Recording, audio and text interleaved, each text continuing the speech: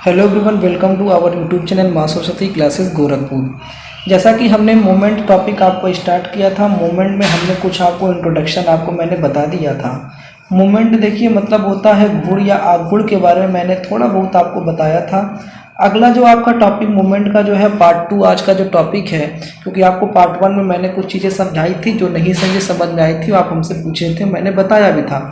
अब आज का जो टॉपिक है, जैसे आपको मैंने बताया था प्रिंसिपल ऑफ मोमेंट यानी गुण का सिद्धांत की अगर आपसे बात करें तो वहीं पर मैंने बता करके टॉपिक को रुका था, गुण का सिद्धांत। तो देखिए गुण का सिद्धांत यानी मोमेंट का जो प्रिंसिपल होता है वो क्या होता है, जैसे मैंने बताया था कि बाय द वे इस पॉइंट पर आपका ये पॉइंट फिक्स हो, अगर हम इधर इसे किसी पेन को बेंड करते हैं और इधर बेंड करते हैं, यानी इधर का अगर मोमेंट लेते हैं और इस पॉइंट का इधर का मोमेंट लेते हैं, तो अगर इधर का मोमेंट और इधर का मोमेंट आपस में अगर बराबर आ जाए तो आप कह सकते हो कि ये जो रॉड है या पेन है जो संतुलन की अवस्था में है। तो एग्जाम्पल के तौर पर मैंने बताया था, जैसे कि आपको अगर डायरेक्ट ये कह दे कि सिग्मा एम बराबर या क्या हो आपका 0, तो सिग्मा एम का मतलब क्या हुआ, जैसे कि तुम्हारे पास कोई भी एक बीम हो, कोई भी धरन हो, उस पर कोई बल काम कर रहे हैं, बहुत सारे बल, कोई जरूर नहीं कितना बल हो, बहुत सारे बल काम कर रहे हैं। तो याद रखिएगा आप किसी एक पॉइंट को अगर ए मानते हैं, इसको बी मानते हैं, इसको सी मानते हैं, इसको डी मानते हैं और ये ई मानते हैं, जब इस रॉड को जाहिर सी बात है किसी ना किसी टेक पर आपको टिकाना पड़ेगा। तो भाई हमने यहाँ पर इसको टिका दिया और इसको किनारे पर टिका दिया। तो टिकाने के बाद याद रखे रहिएगा, हमको जो चीज़ें जानकारी लेनी है, हमको ये करना है कि बाय द वे जाहिर सी बात है आपने पढ़ा होगा, एक्शन एंड रिएक्शन की बात किया होगा। अगर बाय द वे इस धरन को आप इस पर टिकाते हो तो इसका लोड नीचे की तरफ काम करेगा, लेकिन जो इस पर रिएक्शन फोर्स है हमेशा उसके लोड के अपोजिट डायरेक्शन में काम करता है। तो मतलब यहाँ पे जो रिएक्शन पॉइंट ए का ऊपर चला जाएगा और इस पर भी इसका रिएक्शन पॉइंट कहाँ चला जाएगा, ऊपर चला जाएगा। तो आप कह सकते हो जहाँ यहाँ भी टिका, यहाँ पे टिका। आपको मैंने दूसरे लेसन में भी बताया था जब आपको फोर्स एनालिसिस बता रहे थे, तो फोर्स एनालिसिस में आपने देखा था एक दीवार थी, इस दीवार पर अगर किसी भी गेंद को या किसी भी बॉल को अगर ऐसे टच कराते हैं तो जिस पर टच है वहीं से क्या होता है, एक लंबवत रिएक्शन फोर्स काम करने लगता था, याद होगा आपको। तो सेम इसमें भी, तो सिग्मा एम बराबर 0 का क्या मतलब हुआ, यानी कि अगर इस बी का मोमेंट आप ए पर ले रहे हो, यानी इसकी कोई ना कोई एक दूरी होगी, फिर सी का इसी पॉइंट पर मोमेंट ले रहे हो, फिर डी का भी उसी पॉइंट पर मोमेंट ले रहे हो, फिर बी का भी आप उसी पॉइंट पर मोमेंट ले रहे हो, तो इन सभी मोमेंटों को जब आपस में आप जोड़ेंगे तो जोड़ने पे आपको अगर सिग्मा एम मतलब सभी का जोड़ 0 आ गया तो आप कह सकते हो कि रॉड जो वो संतुलन की अवस्था में पड़ा हुआ है, उसमें बेंड नहीं हो रहा है। तो ये आपका गुण का सिद्धांत था और मैंने नोट्स आपको सेंड कर दिया है। आज का टॉपिक देखिए, इसके बाद फिर बेरिंगटन थ्योरम के बारे में मैंने बताया था। बेरिंगटन थ्योरम देखिए आपको ऑब्जेक्टिव टाइप क्वेश्चन आएगा तो प्रूफ करने के लिए नहीं देगा, लेकिन लास्ट के लेक्चर में मैं आपको प्रूफ करके दिखा दूंगा। अब देखिए गुण के सिद्धांत में जो टॉपिक बार बार ये जो धरन आ रहा है, जो बीम आ रहा है, जरा बीम के बारे में जानिए। देखिए बीम जो होती है वो आपका एक सीधी छड़ होती है। आपको कहने का मतलब क्या हुआ, बीम पर आपसे पूछ देगा कि धरन कितने प्रकार, टाइप्स ऑफ बीम, यानी धरन के प्रकार बताइए। तो देखिए धरन में आपका सबसे पहला जो धरन आपका होता है जिसको हम लोग बोलते हैं सरल या शुद्ध लंबित धरन।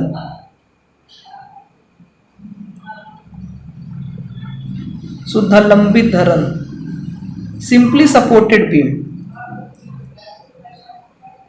अब जरा जानिए सिंपली सपोर्टेड बीम का क्या मतलब हुआ, यानी कि धरन देखिए क्या होता है, मैंने बीम के बारे में बताया था।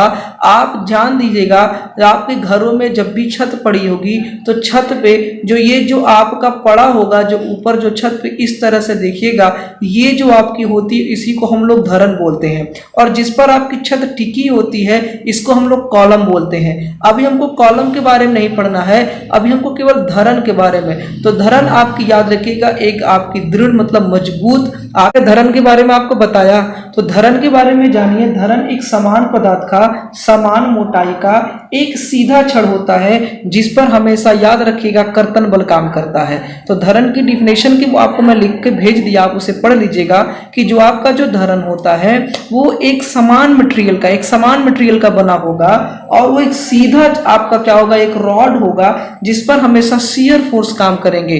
अब देखिए शियर फोर्स के बारे में जरा जानिए। इनसे पहले मैं शियर फोर्स के बारे में आपको बताया था। शियर फोर्स का मतलब होता है कर्तन बल। कर्तन बल का मतलब वह बल जो किसी भी बॉडी पर लंबवत कार्य करते हो, इसी को हम लोग बोलते हैं कर्तन बल। तो आपको मैंने बताया बीम के जो टाइप्स होते हैं, धरन के जो प्रकार होते हैं, धरन 5 प्रकार के होते हैं। पहला जो होता है सिंपली सपोर्टेड बीम, यानी इस धरन में क्या होगा, सिंपली सपोर्टेड बीम में यानी आपका जो बीम होगा उस बीम के किनारों किनारों पर एक सपोर्ट लगाए जाएंगे, एक सपोर्ट इधर एक सपोर्ट इधर।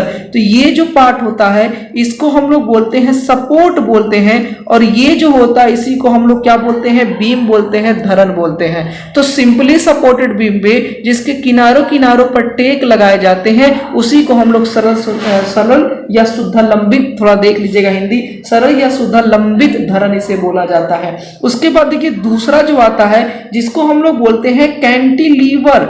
अब जरा जानिए कैंटिलीवर में आपका क्या होगा, कैंटिलीवर का इसका हिंदी होता है प्रास धरन। कैंटिलीवर देखिए यानी जहां पर एक सिरा आपका फिक्स होता है, दूसरा सिरा अगर आपका फ्री होता है, अब उस पर कोई लोड दिया जाए तो ये जो दिख रहा आपको इसी धरन को हम बोलेंगे कैंटिलीवर धरन, और ये धरन आप अक्सर देखते होंगे।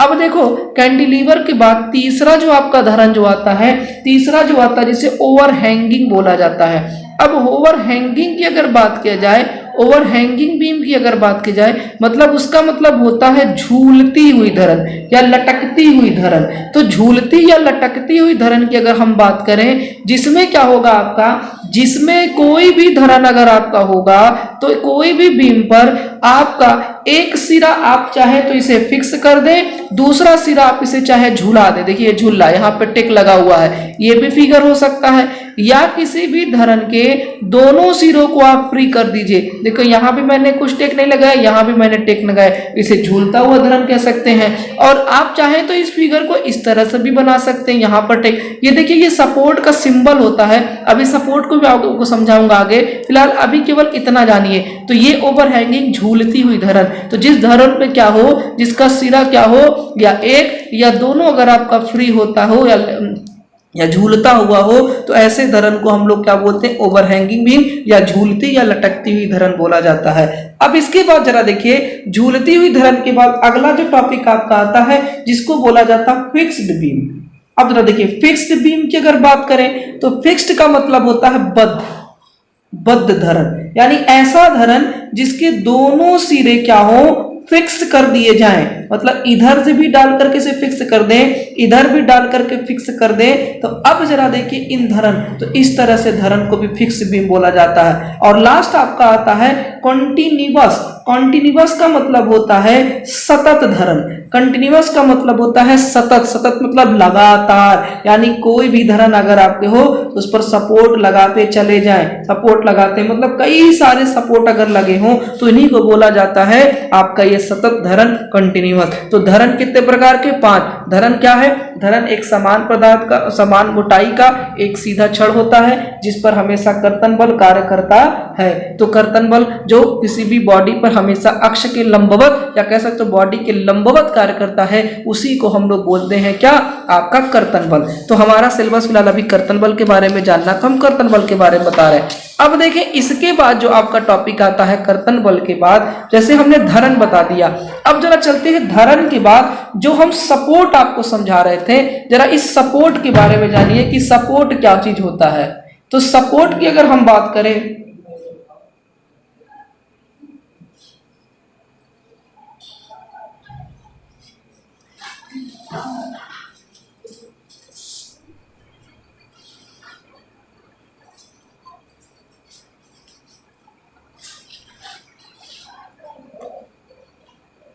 अगर हम लोग सपोर्ट की बात करें तो सपोर्ट के बारे में जरा चलते हैं, सपोर्ट के बारे में जानते हैं। सपोर्ट याद रखे रहिएगा, आपका जो होता है वो आपको देखने को मिलेगा 3 तरह से। एक आपका होता है सिंपली सपोर्ट। सिंपली सपोर्ट का जो सिंबल होता है वो सिंबल वो इस तरह से आपका होता है, या इस तरह से आपको देखने को अभी आपने देखा। अब जरा देखिए सिंपली के बाद जो सपोर्ट के बाद जो अगला टॉपिक आता है जिसको हम लोग हिंज बोलते हैं, हिंज सपोर्ट। हिंज सपोर्ट में जो आपको सिंबल होगा वो इस तरह से, हिंज का मतलब हिंदी में से होता है कब्जा, कब्जा जिसे कहते हैं, ये भी इस तरह से भी देखने को मिलेगा। और इस तरह से भी आपको मतलब एक बिंदु बना होगा, इसका मतलब आपका हिंज कब्जा, आप जान रहे हो कब्जे के बारे में। सिंपल सपोर्ट मतलब जो आपका नॉर्मली जो आपको दिया है इसके ऊपर ऐसे रख दिया जाए तो ये जो सपोर्ट होगा सिंपली सपोर्ट आपका होगा। लास्ट में देखो आपका आता है रोलर सपोर्ट। रोलर सपोर्ट मतलब जो होता है आपको नाम से पता चल रहा, मतलब यहीं पर आपका जो सिंपल सपोर्टेड की तरह होगा यहीं पे नीचे एक रोलर बना होगा, इस तरह से भी बनाया गया होगा या केवल सिंपल इस तरह से बना दिया गया होगा, इसी को हम लोग बोलते हैं रोलर सपोर्ट। अब जरा जानिए इन सपोर्टों की खासियत क्या होती है। जैसे सिंपल सपोर्ट में अगर आपका कोई रॉड हो और यहाँ पर ऐसे सिंपल सपोर्ट लगा हुआ है तो इस रॉड का भार नीचे की तरफ काम करेगा, तो इसका जो रिएक्शन होगा, रिएक्शन हमेशा कहाँ काम करेगा, ऊपर की तरफ काम करेगा। तो सिंपली सपोर्ट में ये देखने को अक्सर मिल जाता है कि इसका जो रिएक्शन फोर्स होता है हमेशा भार की विपरीत दिशा में होता है। लेकिन याद रखे रहिएगा हिंज सपोर्ट में मान लीजिए यहाँ पर आपका कोई आपने सपोर्ट दे दिया है हिंज और आपका यहाँ पर कोई भार काम कर रहा है, तो आप ये नहीं कह सकते हो कि आप जो बल जो डब्लू जो भार आपका नीचे काम कर रहा है तो इसके अपोजिट डायरेक्शन में ही आपका रिएक्शन फोर्स काम करेगा। तो हिंज सपोर्ट में रिएक्शन की डायरेक्शन हमको पता करनी पड़ेगी कि ऊपर की तरफ आपका रिएक्शन निकल रहा है कि नीचे की तरफ निकल रहा है। मतलब हिंज सपोर्ट में याद रखिएगा जो रिएक्शन होता है वो ऊपर भी हो सकता है, नीचे भी हो सकता है। अगर पॉजिटिव साइन आया तो ऊपर, अगर निगेटिव साइन आया तो हम क्या लेके चलेंगे, नीचे की तरफ। यानी सिंपल में तो फिक्स है कि भार नीचे है तो रिएक्शन हमेशा भार के विपरीत डायरेक्शन में, लेकिन हिंज में ऐसा कोई फिक्स नहीं है। याद रखिएगा अगर हिंज में भार नीचे की तरफ काम कर रहा है तो इसका रिएक्शन फोर्स आप ये मत कहिएगा कि नीचे की तरफ काम करेगा, वो नीचे भी हो सकता है ऊपर भी हो सकता है। तो कैसे पता चलेगा कि आपको नीचे लेके चलना कि ऊपर लेके चलना है। अगर पॉजिटिव साइन आया तो ऊपर मानिए, अगर निगेटिव साइन आता है तो हम इसे कहाँ मानेंगे, नीचे। लेकिन जब मान करके चलेंगे तो हम कोई भी एक डायरेक्शन हम मान लेंगे, चाहे आप ऊपर वाला मान लीजिएगा चाहे नीचे वाला मान लीजिएगा। इसके ऊपर एग्जाम्पल जब लगवाए जाएंगे तो आपको समझ में आएगा। अब रोलर सपोर्ट जानिए। अब रोलर सपोर्ट में क्या होता है, रोलर सपोर्ट भी सेम इसी तरह से काम करता। सिंपली सपोर्टेड में अगर भार नीचे की तरफ लोड काम कर रहा है तो रिएक्शन हमेशा इसके अपोजिट डायरेक्शन में काम करेगा। लेकिन रोलर में एक खास बात ये भी होती है, अगर आपका कहीं रोलर सपोर्ट लगा हुआ है और आपका इस पर कोई तिरछा बल काम कर रहा हो, इस लोड पर कोई तिरछा बल भार काम कर रहा हो, तो इसका जो रिएक्शन है फिर भी हमेशा कैसे काम करेगा, लंबवत डायरेक्शन में आपका काम करेगा। तो इसमें याद रखिएगा जो रोलर में जो आपका सपोर्ट होता है, रोलर में भार चाहे आप तिरछा लगाइए चाहे लंबवत लगाइए, हमेशा इसका रिएक्शन फोर्स हमेशा रोलर पे लंबवत की तरफ काम करता हुआ आपको मिलेगा। ये रोलर की खास बात है। तो रोलर सपोर्ट में याद रखे रहिएगा, ऑप्शनल टाइप के क्वेश्चन में पूछ सकता है कि अगर किसी भी धरन पर एक रोलर सपोर्ट लगा हुआ है तो उसका रिएक्शन कहाँ होगा। अगर तिरछा लगा है भार तो या बल आप तिरछा अगर लगा रहे हो तो इसका रिएक्शन फोर्स कहाँ होगा, तो रिएक्शन फोर्स हमेशा याद रखिएगा ऊपर की तरफ हमेशा लंबवत डायरेक्शन में काम करता है। तिरछा है तो ऐसा नहीं, लेकिन हाँ इन सबों में अगर तिरछा काम करेगा हिंज में तो कभी कभी तिरछा भी आपको मिल जाएगा, लेकिन इनको चेक करना पड़ेगा कि ऊपर की तरफ है कि नीचे की तरफ है। तो ये सारी चीजें आपको आगे जानने पड़ेंगी। तो सपोर्ट कितने हो गए, 3 सपोर्ट हो गए, एक सिंपली सपोर्ट और एक हिंज सपोर्ट और एक दूसरा आपका रोलर सपोर्ट। तो याद रखिएगा सिंपली सपोर्ट का सिंबल, हिंज सपोर्ट का सिंबल और एक रोलर। हिंज और रोलर में जो अंतर हमने बताया उसको केवल ध्यान से रखे रहिएगा। अब जरा देखिए इसके बाद अगला जो टॉपिक आता है वो आता है लोड। अब लोड कितने प्रकार के होते हैं, भार। तो भार भी याद रखे रहिएगा 3 तरह से लगाए जाते हैं किसी भी धरन पे। तो पहला जो आपका होता है वो आपका सिंपल जो लोड होता है। सिंपल लोड का कहने का मतलब ये हुआ यानी कि मान लीजिए कोई भी आपका सपोर्ट है, इस पर जो लोड ऐसे नीचे की तरफ भार काम कर रहे हैं वही सिंपल आपका हो जाएगा। लेकिन दूसरा जो आपका आता है, जरा सिंपल के बाद जानिए, जिसको हम लोग बोलते हैं यूडीएल।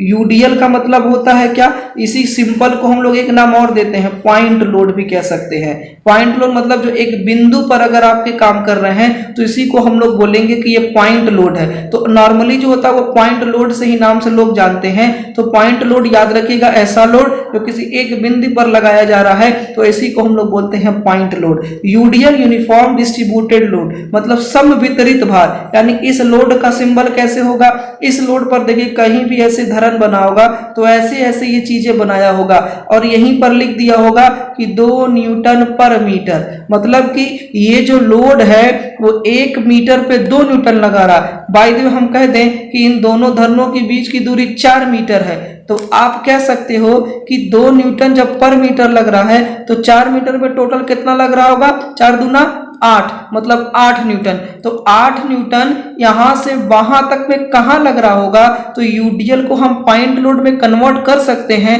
तो यूडीएल को अगर पॉइंट लोड में कन्वर्ट करना होगा तो बस जो 4 मीटर की जो दूरी थी वो 4 मीटर खींच लीजिए। अब 4 मीटर का आधा करिए और वही पॉइंट बनाइए और इस पॉइंट पर ऐसे एरो बनाइए नीचे की तरफ, और 2 न्यूटन था, जब आपने गुणा किया 4 दूना 8 आया। मतलब इस फिगर का आप इस तरह से इसे पॉइंट लोड में कन्वर्ट करके दिखा सकते हैं। तो पहले यहाँ 2 न्यूटन पर मीटर लग रहा था तो 4 मीटर की जो धरन थी, लेकिन इस यूडीएल को मैंने पॉइंट लोड में कन्वर्ट कर लिया, बिंदु लोड में या केंद्रीय भार में कह सकते हो। इसे केंद्रीय हिंदी में से केंद्र भार बोला जाता है और इसे हिंदी में समवितरित भार बोला जाता है। तो थोड़ा इसे देख करके, ये चीजें नोट्स में आपको नहीं मिलेंगी, तो इसे नोट्स में नहीं मिला तो आप इसे नोट कर लीजिए, जो बोला जा रहा है उसे सुन करके लिख लीजिए। तो पॉइंट लोड मतलब वह केंद्रीय भार, मतलब किसी भी धरन के किसी एक पॉइंट पर लगने वाले बल को केंद्रीय भार। यूडीएल भार जो पूरे धरन पर लगाया जाता है, लेकिन उस धरन को क्या करते हैं, यूडीएल को पॉइंट लोड में कन्वर्ट करने के लिए हम देखते हैं कि आपका यूडीएल कितने मीटर तक लगा है। तो आपका 1 मीटर में 2 न्यूटन का बल दे रहा है, तो 4 मीटर की जब धरन है, चारों जहां से शुरू से लास्ट तक लगाया जा रहा है, तो हम इसे गुणा किया 8 न्यूटन आ गया। तो 8 न्यूटन का भार उस पर कहां काम करेगा, तो आप देख रहे हो ये 4 है, 4 का आधा कितना होगा, 2, मतलब यहां से यहां तक की दूरी 2 होगी और वहां से यहां तक की भी दूरी कितनी होगी, 2। तो इस तरह से सिंपल और यूडीएल। और एक होता है बेयरिंग लोड।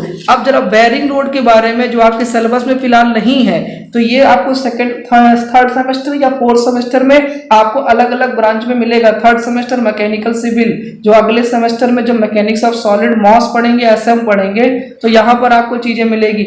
एक होता है यूबीएल। यूबीएल का मतलब होता है बेयरिंग लोड। बेयरिंग लोड का मतलब एक समान बढ़ता भार, मतलब कोई भी अगर आपकी धरन हो, उस धरन पे कभी देखिएगा ऐसे लोड लगाए गए होंगे, ऐसे, इस तरह से, इस तरह से, इस तरह से, इस तरह से, इस तरह से, इस तरह से, मतलब एक समान बढ़ता हुआ भार। तो अब बताइए इस पर कितने लोड लगेंगे, तो इस पर भी आपको दिया जाएगा, पर ये हमारे सिलेबस में अभी इस सेमेस्टर में नहीं है। कहिएगा 1-2 क्वेश्चन इस पर भी लगवा दिया जाएगा। तो हमने बीम बता दिया, लोड बता दिया, उसके बाद हमने सपोर्ट बता दिया। ये नोट्स पे नहीं लिखा है, तो ये आपको जिम्मेदारी, आप उसे नोट्स पे लिख लीजिएगा। अब जरा चलते हैं, इतना चीजें समझ गए होंगे, तो ये सब चीजें समझने के बाद एक बात हमेशा याद रखिएगा, अब डायरेक्शन हमेशा याद रखिएगा।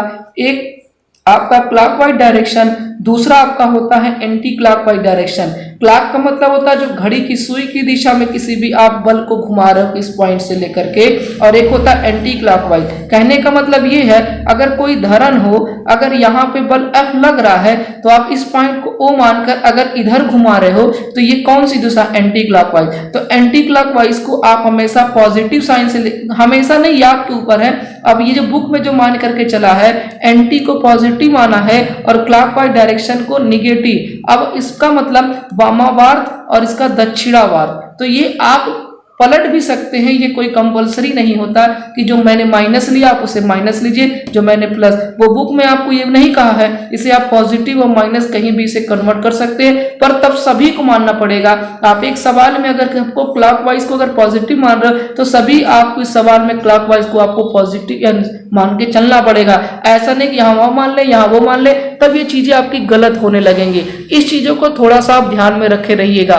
तो ये चीजें आपको समझ में आ गई होंगी। तो जरा चलते हैं, एक न्यूमेरिकल है, एक्सरसाइज के तौर पर जरा मोमेंट पर आपको लगा करके दिखाते हैं। जैसे आपको मोस्टली इसमें फिगर बना के दे देता है, लेकिन अगर क्वेश्चन दे तो कैसे बनाइएगा। मान लीजिए कह दे एक रॉड है, और इस रॉड को कह दे कि मान लीजिए यहाँ पर एक लोड काम कर रहा है 10 न्यूटन का, भार एक 10 न्यूटन का काम कर रहा है। फिर यहाँ पर आपसे कह दे कि यहाँ पर आपके जो भार है वो 5 न्यूटन के काम कर रहा है। हम इसे ए मान लें, इस पॉइंट पे बी मान लें, ये सी मान लें, ये डी। तो जाहिर है जब भार काम करेगा, यहाँ पे कह दिया एक सिंपली सपोर्टेड बीम है, एक सिंपली सरल शुद्धलंबित धरन है, मतलब इसके दोनों किनारों पर क्या लगे रहेंगे, लोड। आपसे कह रहा है कि जरा ए और डी पर प्रतिक्रिया बल ज्ञात कीजिए, रिएक्शन फोर्स बताइए कितना होगा ए और डी पर। तो जाहिर सी बात है, अब आप पहले थोड़ा चीजों को जानिए। तो देखिए जब दोनों किनारों पर टेक लगा है तो धरन में ये पहले धरन का सवाल है, सरल शुद्धलंबित सिंपली सपोर्टेड बीम जिसके किनारे किनारों पर अगर टेक लगा है। अब देखिए जो लोड लग रहा है बी पॉइंट पर लग रहा है, सी पॉइंट पर लग रहा है, मतलब जो लोड लगाए जा रहे हैं वो पॉइंट लोड लगाए जा रहे हैं। तो आपने दोनों चीजें जान ली, पॉइंट लोड लग रहा है। तो जाहिर सी बात, अब देखिए अब करना क्या, हमको जाहिर सी बात है जब भार नीचे की तरफ काम करेगा तो टेक है, टेक सिंपल सपोर्ट है, तो भार के विपरीत दिशा में काम करेगा, तो ये ऊपर की तरफ आपका काम करेगा, reaction at point R A, और ये ऊपर की तरफ करेगा आर डी। तो देखो संतुलन की अवस्था में आपको पता होगा जितना बल आपका नीचे की तरफ काम कर रहा है उतना बल ऊपर की तरफ अगर काम करेगा तो ये रॉड संतुलन में होगा। तो हम ये कह सकते हैं, देखिए ये इसका एरो ऊपर की तरफ है, तो आप लिख सकते हो R A plus R D बराबर ऊपर के बल बराबर नीचे के बल। नीचे कितने बल, 2, 10 प्लस 5 कितना न्यूटन हो गया, 15 न्यूटन। मतलब आप देख रहे हो एक समीकरण बन गया, R A plus R D equal to कितना, 15 न्यूटन। तो अब देखो इसके बाद आपको क्या करना होगा, R A plus R D बराबर 15 न्यूटन, इक्वेशन नंबर 1। हमको अगर आर ए आर डी में किसी एक का मान मालूम चल जाए तो हम ए का रिएक्शन और डी का रिएक्शन पता कर लेंगे। तो अब करना क्या होगा, अब सुनिए, अब क्या करना, मोमेंट लेना, मोमेंट एट पॉइंट ए या डी। कभी भी जब भी मोमेंट लीजिएगा तो किसी एक पॉइंट वो भी सपोर्ट पर लीजिएगा। सपोर्ट मतलब ए या डी वाले पॉइंट पर आप ले लीजिए। तो मतलब मोमेंट एट पॉइंट ए, मतलब हमने ए पर घूर्ण लेने पर, मतलब ए बिंदु पर घूर्ण लेने पर। अब जरा देखिए, अब ए पर घूर्ण लेंगे तो देखिए ए पर जो बल काम कर रहा आर ए, तो मोमेंट जो होता है बल गुणे लंबवत दूरी, तो बल तो है पर दूरी वही है तो 0 हो जाएगा। तो आर ए गुणे 0, इसको छोड़ देते हैं। तो इसी का मतलब ये हुआ आर ए जो रिएक्शन है इस कंडीशन में भी 0 आ रहा। तो अब जरा देखिए, अब 10 न्यूटन का बल कहाँ काम कर रहा, नीचे। हमने ए को फिक्स किया है, अब जितने भी बल लगेंगे सभी को ए के पास लेके जाना। तो ये देखो ये किस दिशा में घूम रहा है, तो जरा देखिए ये आपकी कौन सी दिशा में घूम रहा, ये आपका क्लॉकवाइज। तो आपने क्लॉकवाइज को अगर माइनस मान के चला तो देखिए -10 गुणे ये आपकी दूरी कितनी है, ए बी, मतलब ए से बी, बल गुणे लंबवत दूरी। अब फिर देखिए 5 न्यूटन वाला भी इधर काम कर रहा है तो -5 क्योंकि क्लॉकवाइज, -5 गुणे यहां से यहां तक की दूरी कितनी, AC। अब जरा देखिए ये जो RD देखिए ऊपर की तरफ जा रहा है। अब जरा देखिए ये जो डायरेक्शन आपका काम कर रहा है वो कौन सी दिशा में काम कर रहा है आपका, अब जरा ध्यान दीजिए ये काम कर रहा है आपका एंटी क्लॉकवाइज डायरेक्शन में। तो एंटी क्लॉक मतलब प्लस, तो RD गुणे आपका AD बराबर 0। संतुलन की अवस्था में घूर्ण का सिद्धांत क्या कहता है कि आप किसी एक बिंदु को फिक्स करिए और सभी बलों का मोमेंट लीजिए, अगर वो बराबर 0 आ गया तो इसका मतलब ये जो रॉड है वो संतुलन की अवस्था में है। अब सुनिए, अब AB, वो किताब में आपके क्वेश्चन में दूरी दी जाएगी कि AB बराबर आपका कितना है। तो इस सवाल में AB दिया है 2 मीटर, फिर यहां से यहां तक की दूरी दिया है 3 मीटर, फिर यहां से यहां तक की दूरी दिया है 2 मीटर।